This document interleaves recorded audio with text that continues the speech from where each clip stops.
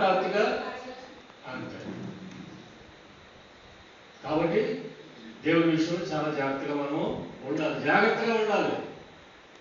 ఎవరిలో చూసుకోవడం కాదు, మనం దేవుని దృష్టిలో జాగ్రత్తగా ఉండాలి లేదనేది నీకు నీవే నాకు నేను ఎవరికి వాళ్ళు పరిశీలన చేసుకోవాలి. ఇది చాలా ప్రాముఖ్యమైన విషయం. తెలిసి తెలియక ఎన్నో తప్పులు చేసి ఉంటాం మనం 2025లో.